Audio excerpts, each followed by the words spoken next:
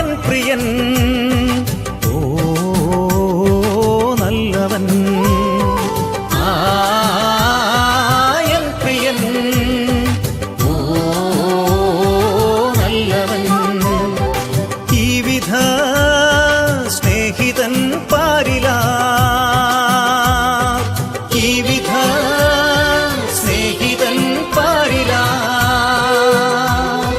വീണ്ടെടുത്തു എന്നെ തൻ ചോരയാൽ, വീണ്ടെടുത്തു എന്നെ തൻ ചോര.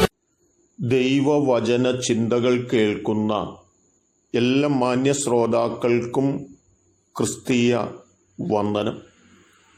എബ്രായ ലേഖനം 13-ാം അധ്യായം 5-ാമത്തെ വാക്യം, നിങ്ങളുടെ നടപ്പ് ദ്രവ്യാഗ്രഹമില്ലാത്തതായിരിക്കട്ടെ, ഉള്ളതുകൊണ്ട് തൃപ്തിപ്പെടുവീൻ, ഞാൻ നിന്നെ ഒരു നാളും കൈവിടുകയില്ല ഉപേക്ഷിക്കുകയുമില്ല എന്ന് അവൻ തന്നെ അരുളി ചെയ്തിരിക്കുന്നുവല്ലോ എന്നുള്ള വചനമാണ്. ഈ വാക്യത്തിനുള്ളിൽ നമ്മോട് ഓർമ്മപ്പെടുത്തുന്നത് ദ്രവ്യാഗ്രഹികളായി നാം തീരാതെ ദൈവത്തോടു കൂടെ വസിക്കുന്നവരായി തീരുവാൻ ഉത്സാഹിക്കുക എന്ന പദമാണ്.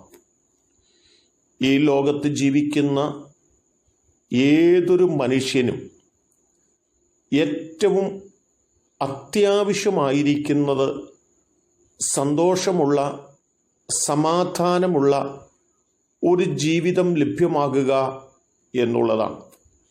ഒരു ക്രിസ്തു ഭക്തനെ സംബന്ധിച്ചിടത്തോളം അവർക്ക് ദൈവം കൊടുത്തിരിക്കുന്ന ഏറ്റവും വലിയ ഭാഗ്യവും, ഞാൻ എൻ്റെ സമാധാനം നിങ്ങൾക്ക് തന്നേച്ചു പോകുന്നു എന്ന് പറഞ്ഞ വാക്കുകൾ തന്നെയാണ്. ക്രിസ്തീയമായ സമാധാനം അനുഭവിക്കുന്ന ഭക്തന്മാരുടെ ജീവിതത്തിനകത്ത് അവരുടെ സമാധാനം നഷ്ടപ്പെടുവാനും അവരുടെ നിത്യതയെക്കുറിച്ചുള്ള വിശ്വാസത്തിൽ നിന്ന് അവർ മാറിപ്പോകുവാനും ഇടയാകുന്നത് അവരുടെ മുൻപിലേക്ക് കടന്നു വരുന്ന ദ്രവ്യാഗ്രഹമാണ്. ഈ ലോകത്തിലെ നേട്ടങ്ങൾക്കും നന്മകൾക്കും വേണ്ടിയുള്ള ആഗ്രഹങ്ങൾ, അതിനുവേണ്ടിയുള്ള ആഴമായ ഓട്ടങ്ങൾ നമ്മെ നിത്യനായ ദൈവത്തിങ്കൽ നിന്നും, നമ്മുടെ ദിവ്യമായ ആ സമാധാന അന്തരീക്ഷത്തിൽ നിന്നും, ആ നിത്യതയെക്കുറിച്ചുള്ള കാഴ്ചപ്പാടുകളിൽ നിന്നുമൊക്കെ നമ്മെ അകറ്റിക്കളയുന്നതായി തീരും എന്നുള്ളതായ കാര്യങ്ങൾ തന്നെയാണ് ഇവിടെ വചനം പറഞ്ഞിട്ടുള്ളത്. ദ്രവ്യാഗ്രഹമില്ലാത്തവരായി നിങ്ങൾ ജീവിക്കണം, ഉള്ളതുകൊണ്ട് നിങ്ങൾക്ക് തൃപ്തിപ്പെടുവാൻ കഴിയണം. അത്യുന്നതനായ ദൈവം നിങ്ങളെ ഒരു നാളും കൈവിടുകയോ ഉപേക്ഷിക്കുകയോ ചെയ്യുകയില്ല എന്ന് പറഞ്ഞിരിക്കുകയും ചെയ്യുകയാണ്. ദ്രവ്യാഗ്രഹമില്ലാത്തവരായി ജീവിക്കുന്നു എങ്കിൽ ദൈവം നിങ്ങളുടെ കൂടെ ഇരിക്കുമെന്നും നിങ്ങൾ ഒരിക്കലും ദൈവത്തിങ്കൽ നിന്ന് അകന്നു പോകാൻ ഇടയാകില്ലെന്നും ഓർപ്പിക്കുമ്പോൾ തന്നെ തീമോത്തിയോസ് എഴുതിയ 1-ാം ലേഖനം 6-ാം അധ്യായം 11-ാം വാക്യം പറയാണ്, നീയോ ദൈവത്തിൻ്റെ മനുഷ്യനായുള്ളവേ അത് വിട്ടോടി നീതി, ഭക്തി, വിശ്വാസം, സ്നേഹം, ക്ഷമ, സൗമ്യത എന്നിവയെ പിന്തുടരുക. എന്തിനെയാണ് വിട്ടോടുവാൻ പറയുന്നത്? 10-ാം വാക്യം പറയുന്നു, ദ്രവ്യാഗ്രഹം സകലവിധ ദോഷങ്ങൾക്കും മൂലമല്ലോ, അത് ചിലർ കാംക്ഷിച്ചിട്ട് വിശ്വാസം വിട്ടുഴന്ന് ബഹു ദുഃഖങ്ങൾക്ക് അധീനരായി തീർന്നിരിക്കുന്നു എന്നുള്ളതായ വാക്കുകളാണ്.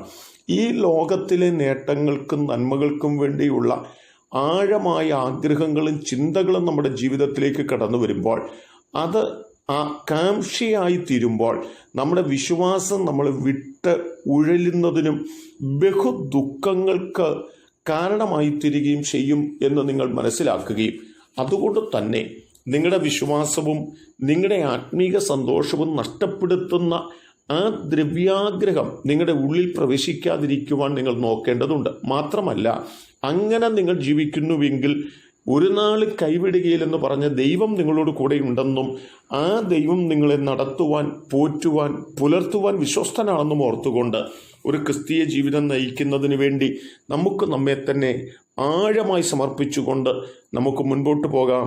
അതിനെന്നെ കേൾക്കുന്ന നിങ്ങൾക്കെല്ലാവർക്കും സർവ്വകൃപാലുവായ ദൈവം കൃപ നൽകട്ടെ.